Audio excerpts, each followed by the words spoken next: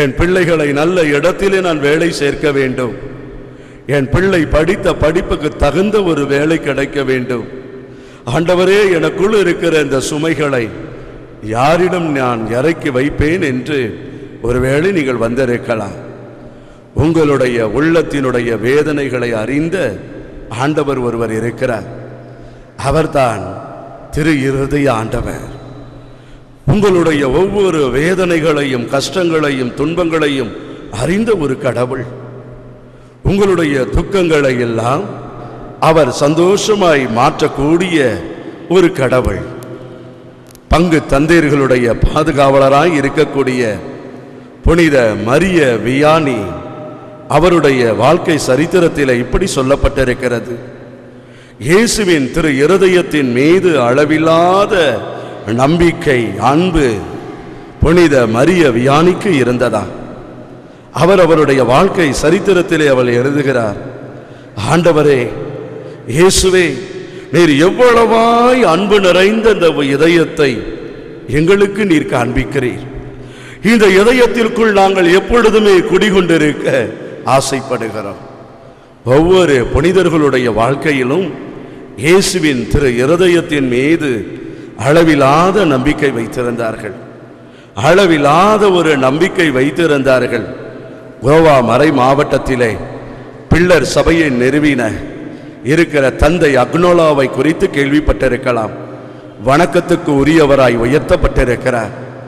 அவருடைய வாழ்க்கை சரித்திரத்தை பார்க்கும் பொழுதும் ஆண்டவராகிய இயேசு கிறிஸ்துவின் மீது அவருடைய திரு இருதயத்தின் மீது அளவிலாத ஒரு பக்தி உள்ளவராம். எப்பொழுதும் ஆண்டவராகிய இயேசுவினுடைய திரு இருதயத்தை பார்த்து வேண்டுவாராம், ஆண்டவரே, உம்முடைய திரு இருதய பெருவிழாவிலே தான் என்னுடைய உயிர் மூச்சு விடணும். உம்முடைய திரு இருதயத்திற்கு நான் சொந்தமானவனாய் நான் மாற வேண்டும். ஒவ்வொரு முறையும் தந்தை அக்னேலா ஆண்டவரிடத்தில் இப்படித்தான் செபிப்பாராம். அதே போலத்தான் திரு இருதய ஆண்டவர் அவருடைய ஏக்கத்தை அவருடைய விருப்பத்தை அவர் நிறைவேற்றினார்.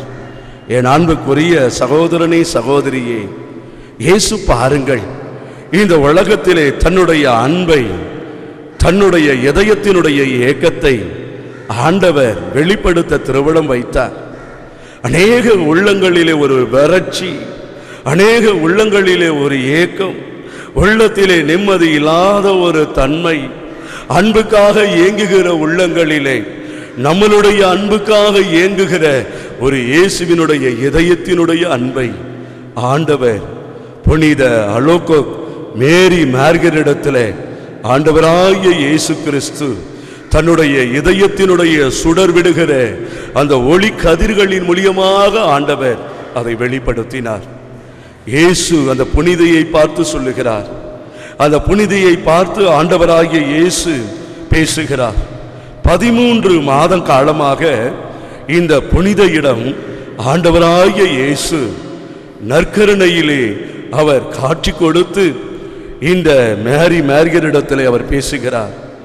என் மகளே, இதோ என் மக்களை நான் எவ்வளவு அலை கடந்த விதமாக நான் என் இதயத்திலே நான் அன்பு செய்கிறேன். என் இதயம் எப்பொழுதுமே இந்த மக்களுக்காக ஏங்கி தவிக்கிறது. அவர்களுடைய இதயத்திலே நான் இடம் பிடிக்க நான் விரும்புகிறேன். அவர்களுடைய இதயத்தில் நான் இடம் பிடிக்க அவர் விரும்புகிறேன். ஏனென்றால் நம் கடவுள் அன்பாய் இருக்கிற ஒரு கடவுள். 1 யோவான் 4வது அதிகாரம் 8இல் உள்ள திருவசனம் சொல்லுகிறது, கடவுள் அன்பாகவே இருக்கிறார். கடவுள் அன்பாகவே இருக்கிறார்.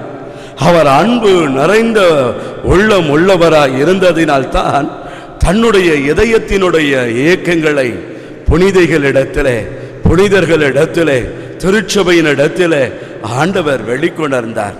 இன்றைக்கு கூட கோடான கோடி ஜனங்கள் தலை முதல் வெள்ளிக்கிழமை தோறும் திரு இருதய ஆண்டவரை நோக்கி இன்றைக்கு ஜனங்கள் வருகிறார்கள் என்றால் அவருடைய இதயத்திலே நீங்கள் இடம் பிடிப்பத்தான், நான் இடம் பிடிப்பத்தான்.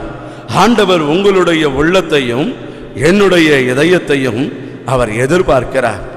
கடவுள் அன்பை கொடுக்கிற ஒரு கடவுள் மட்டுமல்ல, அவர் நம்மளுடைய அன்புக்காக அவர் ஏங்குகிற கடவுளும் கூட. நம்மளுடைய பாழாய் போயிருக்கிற இந்த மனசுக்காக அவர் ஏக்கம் வைத்திருக்கிற ஒரு கடவுளும் கூட. ஆதலால் தான் பரிசுத்த திருமறை நூலை நாம் எடுத்து வாசித்து பார்க்கும் பொழுது யாக்கோப்பு 4வது அதிகாரம் இறை வார்த்தைகள் 5 உள்ள திருவசனங்களிலே யாக்கோப்பு சொல்லுகிறார், மனித உள்ளத்திற்காக கடவுள் பேராவலோடு கூட இயங்குகிறார். மனித உள்ளம், இந்த உலகத்தை படைத்த எல்லாம் வல்ல பரம்பொருளாய் இருக்கக்கூடிய அந்த இறைவன் ஆண்டவர் இந்த பாழாய் போயிருக்கிற ஒரு மண்ணிலே இருந்து உருவாக்கப்பட்டிருக்கிற ஒரு சாதாரணமான இந்த மனுஷனுடைய உள்ளத்திற்கு, இந்த இதயத்திலே அவர் இடம் பிடிக்க அவர் ஆசைப்படுகிறாராம். ஏன் தெரியுமா? உங்களுடைய கவலைகளை அவர் சுமக்க, உங்களுடைய வேதனைகளை அவர் சுமக்க, உங்களுடைய நோய்களை அவர் சுமக்க, உங்களுடைய கடன் தொல்லைகளில் இருந்து விடுதலை கொடுத்து உங்களை ஆசீர்வாதம் உள்ள ஒரு மகனாய் ஒரு மகளாய் மாற தன்னுடைய இதயத்தினுடைய அன்பை ஆண்டவர் வெளிப்படுத்துகிறார். என் அன்புக்குரிய சகோதரனே, சகோதரியே, இன்றைக்கும் இயேசு ஆண்டவர் நமக்கு எவ்வளவோ நன்மைகளையும் எவ்வளவோ ஆசீர்வாதங்களை நமக்கு சென்றிருந்தாலும், எவ்வளவோ மக்கள் திரு இருதய ஆண்டவருடைய ஆலயத்திலே ஒவ்வொரு மாதமும் முதல் வெள்ளிக்கிழமை அன்று திரு இருதய ஆண்டவருக்கு ஒப்பு கொடுக்கிற நாள் என்று தெரிந்திருந்தாலும் எத்தனையோ பேர் அவருடைய இதயத்திலே இடம் பிடிக்க முடிவதில்லை. ஆதலால் தான் இயேசு ஆண்டவர் புனித அலோக்கு மார்கரிடத்தில் வெளிப்படுத்துகிறார், என் மகளே, என் மகளே என்று சொல்லிவிட்டு இயேசு ஆண்டவர் அவரை பார்த்து சொல்லுகிறார், இதோ இந்த மக்களுடைய நன்றி இல்லாத இந்த தனத்தை நான் பார்க்கிறேன். நன்றி இல்லாத ஒரு தனம், என்னை நிந்தை அவமானப்படுத்துகிற காட்டுகிற இந்த மனிதர்களை நான் எப்படி அளவுக்கு அதிகமாய் நான் அன்பு செய்கிறேன் தெரியுமா? அவர்களுக்காக என் இதயம் எப்பொழுதுமே ஏங்கிக் கொண்டிருக்கிறது. ஊதாரி மைந்தனுடைய அந்த உவமையிலே அந்த தகப்பனிடத்தில் இருந்து அந்த ஆசீர்வாதத்தை, சொத்துகளை அந்த இளைய பிள்ளை பிரித்து கொண்டு சென்றாலும் அந்த தகப்பன் எப்படியாக தன்னுடைய மகனுடைய வருகைக்காக அந்த மேல் வீட்டு இடத்திலேயே நின்று கொண்டு மகன் எப்பொழுது வருவான், மகன் எப்பொழுது வருவான், அவனை நான் மீண்டும் புதுப்பிக்க வேண்டும், அவனுக்கு ஒரு புதிய ஆடையை உடுத்த வேண்டும், கைக்கு ஒரு மோதிரத்தை போட வேண்டும், காலுக்கு ஒரு மிதியடியை நான் அவனுக்கு அனுபவிக்க வேண்டும். என் பிள்ளை சாப்பிட்டானா, என் பிள்ளை சாப்பிடவில்லையா என்று தெரியாமல் அநேக காளைகளை கூட ஏற்பாடு செய்திருந்த அந்த தகப்பனை போலத்தான் இயேசு இன்றைக்கு உங்களுக்காகவும் எனக்காகவும் அநேக ஆசீர்வாதங்களை அவர் வைத்துக்கொண்டு காத்து கொண்டு இருக்கிறார். அவருடைய இதயத்திலே நாம் இடம் பிடிக்க வேண்டும். அவருடைய இதயத்தினுடைய ஏக்கங்களை எப்படியாக யோவான் இயேசுவின் மார்பிலே சாய்ந்து அந்த இதய துடிப்பை அவர் அறிந்திருந்தாரோ அதே போலத்தான் நாமும் இயேசுவின் மார்பிலே சாய வேண்டும். அவருடைய இதய துடிப்பை நாம் அறிய வேண்டும். ஆண்டவருக்கு எவ்வளவு ஒரு மனவேதனை இருந்தது என்றால், ஆண்டவருக்கு எவ்வளவு ஒரு மன கஷ்டம் இருந்தது என்றால், நம்மளுடைய மக்களுடைய நன்றி இல்லாத ஒரு தனத்தையும் அவருக்கு ஏற்பட்ட அந்த வேதனைகளையும் ஆண்டவர் பொருட்படுத்தாமல் இன்றைக்கும் உங்களை நான் என் இதயத்தின் அன்பிலே வைத்திருக்கிறேன் என்று அந்த புனித இடம் ஆண்டவர் வெளிப்படுத்தினார் என்றால், அவருடைய அன்பு எவ்வளவு பெரியது, அவருடைய அன்பு எவ்வளவு உயர்ந்தது. என் அன்புக்குரியவர்களே, ஒரு முறை அப்படித்தான் ஒரு தாய்க்கு ஒரே பிள்ளை, அந்த பிள்ளையை அவள் சீராட்டி பாலூட்டி அவள் வளர்க்கிறாள்.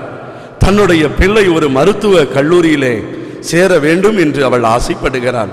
அதற்காக அந்த பிள்ளையையும் படிக்க வைத்து ஒரு மருத்துவ கல்லூரியிலையும் அவள் சேர்க்கிறாள்.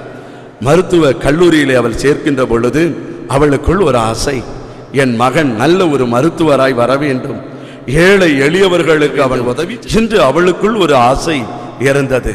அந்த பிள்ளையை படிக்க வைக்கிறார். காலங்கள் கடக்கிறது. இந்த சூழ்நிலையிலே தன் தாயின் மீது அன்பு வைத்த அந்த மகன் படிப்பின் மீது அதிக நாட்டம் வைத்த மகன் தன் கூட படிக்கக்கூடிய அந்த மருத்துவத்திலே படிக்கக்கூடிய அந்த ஒரு சகோதரியை அவன் விரும்புகிறான். தன் தாயினிடத்திலே ஓடி வந்து சொல்லுகிறான், அம்மா, நான் ஒரு பெண்ணை விரும்புகிறேன், அவளை தான் நான் திருமணம் செய்து கொள்ள ஆசைப்படுகிறேன், எனக்கு நீங்கள் அனுமதி கொடுங்கள். அந்த தாய் சொல்லுகிறாள், அப்பா, உன்னுடைய லட்சியத்திலே நீ முதலிலே குறிக்கோள் உள்ளவனாய் இரு. முதலிலே இந்த படிப்பை முடி, ஒரு மருத்துவராய் நீ மாறு. அதற்கு பிறகு நீ விரும்புகிற பெண்ணை நான் உனக்கு திருமணம் செய்து வைக்கிறேன். அது வரைக்கும் நீ அந்த பெண்ணோடு கூட பேசக்கூடாது என்று அன்பின் கட்டளை அவள் கொடுக்கிறாள். தாயும் மகனும் பேசுகிறதை அந்த மகள் பார்க்கிறாள். எங்கள் இருவரையும் பழக விடுவதில்லையா? பார், உன்னை நான் என்ன செய்கிறேன் என்று சொல்லி அந்த மகன் வெளியே வந்தவுடனே அந்த பெண்ணானவள் அந்த மகனை பார்த்து கேட்கிறார், நீ என்னை விரும்புகிறாயா? என்னை விட உன் தாயை நீ நேசிக்கிறாயா? அவன் சொல்லுகிறான், என் தாயையும் நான் நேசிக்கிறேன், உன்னையும் நான் நேசிக்கிறேன். இல்லை, இரண்டு பேரில் யாராவது ஒருவரை நீ சொல், இல்லை நீ என்னை ஏமாற்றுகிறாய் என்று அர்த்தம். அப்பொழுது அவன் சொல்லுகிறான், உண்மையிலேயே நான் உன்னைத்தான் நேசிக்கிறேன், உனக்காக என் உயிரை கூட நான் கொடுப்பதற்கு தயாராக இருக்கிறேன் என்று சொல்லும் பொழுது அவள் சொல்லுகிறாள், உயிரை கூட நீ கொடுப்பாயா? கண்டிப்பாய் நான் உயிரை கூட கொடுப்பேன். எந்த உயிராய் இருந்தாலும் நீ கொடுப்பாயா?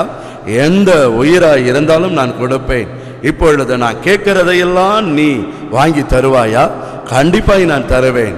அப்படி என்றால் உன் தாயினுடைய உயிர் எனக்கு தேவை, உன் தாயினுடைய அந்த இதயம் எனக்கு தேவை, அதை உன்னால் தர முடியுமா என்று கேட்கிறாள். அவன் என்ன சொல்லுவது என்று தெரியவில்லை. ஒரு பக்கம் 10 மாதம் சுமந்து வளர்த்துட்டிய தாய், மறுபக்கம் தன்னுடைய அன்பையே நினைத்திருக்கின்ற அந்த அன்புக்குரிய அந்த காதலி.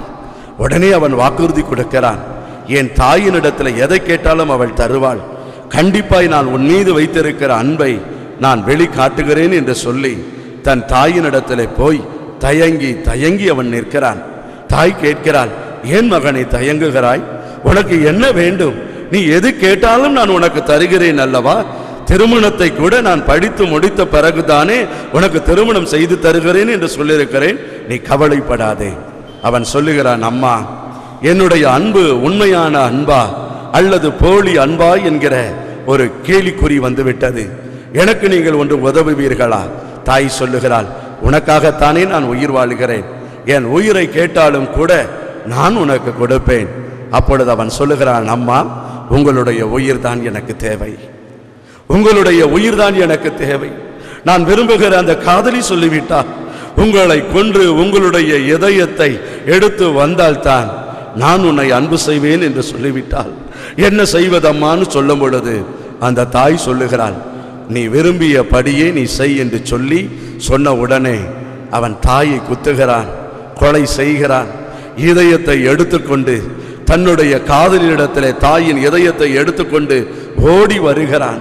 பள்ளம் மேடுகள் அங்கும் இங்கும் ஓடி வரும் பொழுது தடுக்கி கீழே விழுந்து விடுகிறான். அவனுடைய கைகளிலும் கால்களிலும் சிராய்ப்புகள், பல்லெல்லாம் உடைந்து போகிறது. தாயினுடைய இதயம் அவனுடைய கையிலே இருந்து கீழே விழுகிறது.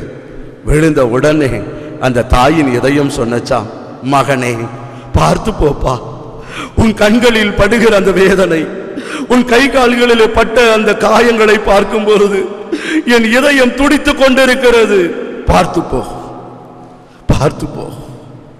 அப்பொழுதும் அந்த இதயம் துடித்ததாம். தன் காதலிடத்தில் ஓடி போய் கொடுக்கிறான். கொடுத்த உடனே சொல்லுகிறார், ஐயோ, நீ இவ்வளவு அகோரம் உள்ளவனா? இத்தனை காயத்தை பார்த்தால் உன்னுடைய முகத்திலே உண்மையான அழகு இல்லை, நீ எனக்கு தேவையில்லை, நீ எனக்கு தேவையில்லை. அப்பொழுதும் அந்த தாயின் இதயம் சொல்லுகிறதாம், அம்மா,